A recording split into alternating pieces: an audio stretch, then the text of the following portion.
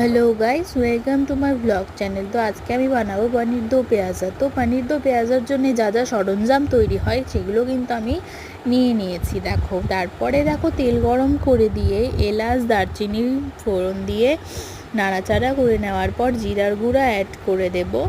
জিরার গুঁড়া দিয়ে ভালো করে নাড়াচাড়া করে নেব। তারপরে এখানে পটল দিয়ে দিলাম। পটল ভাজা ভাজা করে ওঠার সময় অনেকক্ষণ ধরে পেঁয়াজ রসুন বাটা আদা বাটা সব কিছু দিয়ে আবার ভালো করে নাড়াচাড়া করে নিলাম। তারপরে হলুদ দিয়ে দিলাম। হলুদ দিয়েও ভালো করে নাড়াচাড়া করে নেব। যখন পটলগুলো নরম হয়ে আসবে তখন লঙ্কার বাটা দিয়ে ভালো করে নাড়াচাড়া করে নেওয়ার পর কিন্তু পনিরগুলো আমি এক এক করে দিতে শুরু করব। লঙ্কার গুঁড়া দেওয়ার পর পনিরগুলো দিয়ে দিলাম। তারপরে ভালো করে নাড়াচাড়া করে মশলা মতন করে দই অ্যাড করে নিয়ে আর একটু ভালো করে নাড়াচাড়া করে নিলাম।